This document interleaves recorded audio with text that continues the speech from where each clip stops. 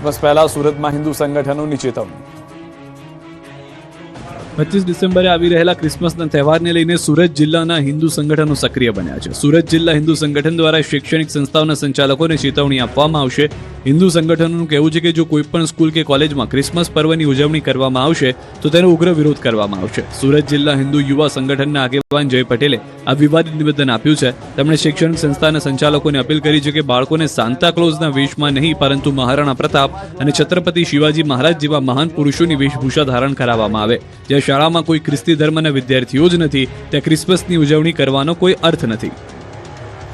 મનરેગા યોજનામાં કૌભાંડ મામલે 15 વર્ષ બાદ 4 સામે ગુનો દાખલ।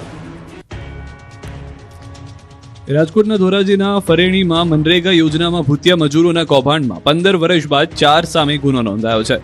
તત્કાલીન મહિલા સરપંચ તલાટી અને 2 માસ્ટર ક્લાર્ક વિરુદ્ધ ધોરાજી પોલીસ મથકે ફરિયાદ નોંધાઈ છે। એક જ સમયે એક જ શ્રમિકને 2 અલગ અલગ સ્થળે કામ કરતા બતાવી સરકારી તિજોરીને ચૂનો લગાવી ભ્રષ્ટાચાર આચર્યો હતો। શ્રમિકોના ખાતામાં રકમ જમા થયા બાદ સરપંચ પોતે નાણાં પરત ઉઘરાવી લેતા હોવાનો પણ ઘટસ્ફોટ થયો। તો વળી સરપંચ અને તલાટીએ ભ્રષ્ટાચાર સાબિત થતા અગાઉ રકમ સરકારમાં જમા કરાવી દીધી હતી। આ મામલે એટીડીડીઓ રાજેશભાઈ કામરિયાએ ફરિયાદ નોંધાવી છે, જેમાં ભ્રષ્ટાચાર નિવારણ અધિનિયમ હેઠળ કાર્યવાહી કરાઈ છે। ગંભીર ગેરરીતિઓ મામલે 15 વર્ષ બાદ પોલીસ ફરિયાદ નોંધાતા ચકચાર મચી જવા પામી છે। રાજકોટના જંગલેશ્વર વિસ્તારમાં સતત 2 દિવસથી દબાણ હટાવ કામગીરી। રાજ્યમાં દબાણ હટાવ ઝુંબેશ ચાલી રહી છે, જે અંતર્ગત ઘણા શહેરોમાં સરકારી જમીન પરથી દબાણ હટાવવાની કામગીરી કરવામાં આવી રહી છે। ત્યારે રાજકોટમાં પણ દબાણ હટાવ ઝુંબેશ હેઠળ કાર્યવાહી શરૂ થઈ છે। જંગલેશ્વર વિસ્તારમાં સતત 2 દિવસથી તંત્ર દ્વારા મકાન ધારકોને નોટિસ આપવામાં આવી રહી છે। ગઈકાલે 500 મકાન ધારકોને નોટિસ અપાઈ હતી અને અંદાજે 900 મકાન ધારકોને નોટિસ ફટકારવામાં આવી રહી છે। જો મકાન માલિકો માલિકી અંગેના પુરાવા રજૂ નહીં કરી શકે તો આગામી દિવસોમાં કાયદાકીય કાર્યવાહી થઈ શકે। 29, 30 અને 31 ડિસેમ્બરની તારીખ સુધીમાં જેમને નોટિસ આપવામાં આવી છે તે મકાન માલિકોએ માલિકી અંગેના દસ્તાવેજો સાથેના પુરાવા આપવાના રહેશે। બીજી તરફ સ્થાનિકો વૈકલ્પિક વ્યવસ્થા કરી આપવામાં આવે તો મકાન ખાલી કરવાની વાત કરી રહ્યા છે। સ્થાનિક મામલતદારે કહ્યું કે જે લોકો મકાન માલિક અંગેના પુરાવા રજૂ નહીં કરી શકે તેમની સામે કાર્યવાહી કરવામાં આવશે। છોટાઉદેપુરમાં હાઈવે પર ખાડા, ગ્રામજનોએ ઝાડ નાખી કર્યો ચક્કાજામ। 3-4 જણા મરી ગયા છે।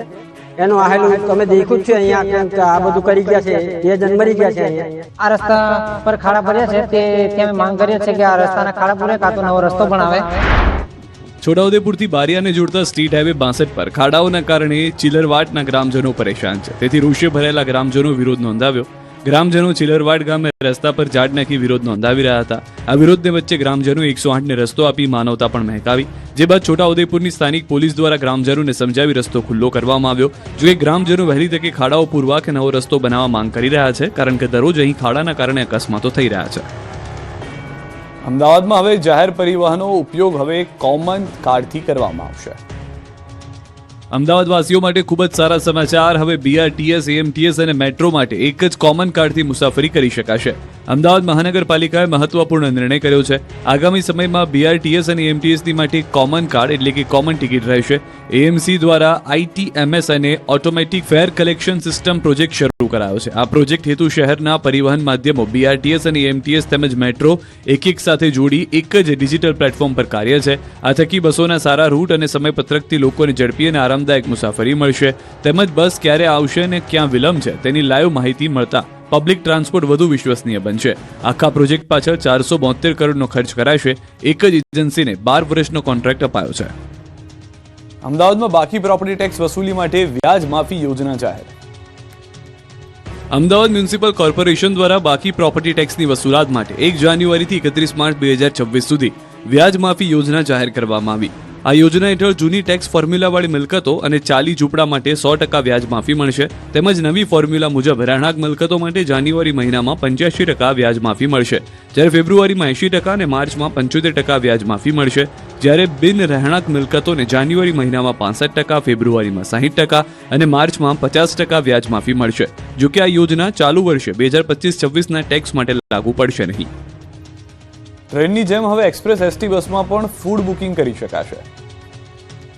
પ્રવાસીઓ જેમ ચાલતી ટ્રેનમાં ટિકિટ સાથે ફૂડ બુક કરાવી શકે છે, તેમ હવે રાજ્યની એક્સપ્રેસ એસટી બસોમાં પણ પ્રવાસીઓ ટિકિટ સાથે ફૂડ બુક કરાવી શકે છે. રાજ્યનું એસટી નિગમ મુસાફરોને વધુ સારી સુવિધા આપવા આગળ વધી રહ્યું છે. નિગમ બસમાં ફૂડ સર્વિસ માટે ટેન્ડર બહાર પાડવામાં આવ્યું છે. પ્રવાસીઓ બસમાં ઓનલાઈન ફૂડ માટે એસટી નિગમની OPRS સિસ્ટમ પર ઓર્ડર આપી શકશે. નક્કી થયેલ એજન્સી તમાકુ, બીડી, ગુટખા, નોનવેજ અને પ્રતિબંધિત ચીજવસ્તુઓ સર્વ નહીં કરી શકે.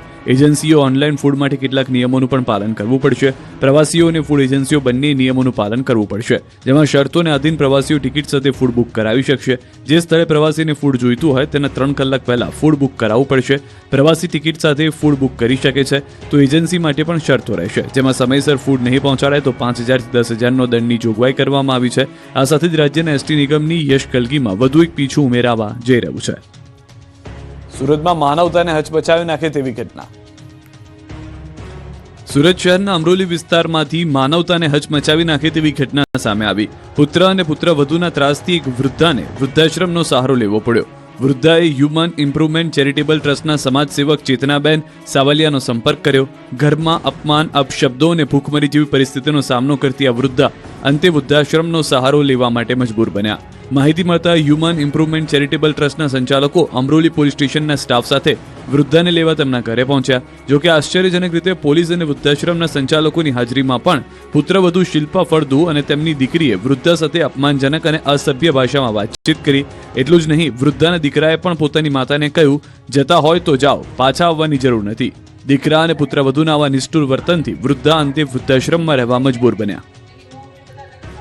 ઉંમર માત્ર 16 વર્ષ, પણ વિચાર દેશના ભવિષ્યનો. મળીએ સુરતની વિદ્યાર્થીનીને. સુરતની 16 વર્ષીય વિદ્યાર્થીની ભાવિકા મહેશ્વરીએ પીએમ નરેન્દ્ર મોદીને પત્ર લખ્યો. આ પત્રમાં બાળકોમાં વધી રહેલા મોબાઈલ એડિક્શન અને સોશિયલ મીડિયાના નકારાત્મક પ્રભાવથી બચાવવા માટે 16 વર્ષથી નાની વયના બાળકો પર સોશિયલ મીડિયાના ઉપયોગ પર પ્રતિબંધ મૂકવાની માંગ કરી.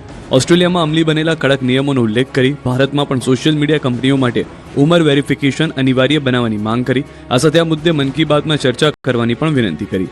બાળકોમાં વધતી જતી આત્મહત્યાની ઘટનાઓ અને માનસિક સ્વાસ્થ્ય સામેના જોખમો પ્રત્યે ચિંતા વ્યક્ત કરતા તેણે કડક નિયમો પહેલા જાગૃતિ અભિયાન ચલાવવાની રજૂઆત કરી. ભાવિકોએ રાષ્ટ્રીય ડિજિટલ ડિસિપ્લિન આંદોલનની શરૂઆત કરી છે. તેમણે કહ્યું કે મોબાઈલ શું અને કેટલો વાપરવો તે સ્વનિયંત્રણ જરૂરી છે. તેણે બેટી બચાવો અને સ્વચ્છતા અભિયાનની જેમ ડિજિટલ જાગૃતિ 7 સંકલ્પના મોબાઈલ એડિશન સામે 8મો સંકલ્પ ઉમેરવાની અપીલ કરી છે. બાલાસિનોરમાં કમળાનો રોગ બન્યો બેકાબુ, સ્થાનિકોનો મોટો આક્ષેપ. મહીસાગરના બાલાસિનોર નગરપાલિકાની ગંભીર બેદરકારીના કારણે કમળાનો રોગ બેકાબુ બન્યો છે. બાલાસિનોરમાં ઠેર ઠેર કમળા રોગથી પીડાયેલા લોકો પીડાઈ રહ્યા છે, તો નગરમાં પીવાના પાણીમાં ગટરના પાણી ભળી જતા આ સ્થિતિ સર્જાય છે. સાથે ઠેર ઠેર પીવાના પાણીમાં જીવાતો પણ જોવા મળી રહી છે. ખાસ વાત એ છે કે 75 દિવસમાં 324થી પણ વધુ કમળાના કેસો નોંધાયા, તો એક માસમાં કમળાના રોગથી 2ના મોતનો પણ આક્ષેપ છે. સ્થાનિકોનો આક્ષેપ છે કે છેલ્લા કેટલાય સમયથી નગરમાં કમળો કહેર ફેલાવી રહ્યો છે. અહીં સ્વચ્છતા માટે કરોડોની ગ્રાન્ટ મળે છે, છતાં સ્વચ્છતાના નામે મીંડું છે. શહેરીજનો આ મામલે યોગ્ય તપાસની પણ માંગ કરી રહ્યા છે. આ તરફ પાલિકા ચીફ ઓફિસરના મતે રોજ જે લીકેજની રજૂઆતો આવે છે તે તાત્કાલિક સમારકામ કરીએ છીએ. શહેરમાં 1980ના સમયની ગટર લાઈનો હોવાથી આ સમસ્યા બને છે. શહેરમાં નવી ગટર લાઈનોની કામગીરી ચાલુ છે, તો શહેરમાં 10 દિવસથી પાણીપુરીની લારીઓ બંધ કરાઈ હતી અને મોત નિપજવાને કારણે ફાસ્ટ ફૂડની લારીઓ પણ બંધ કરાઈ છે. પાલિકાના મતે શહેરમાં સફાઈની કામગીરી પણ ચાલી રહી છે.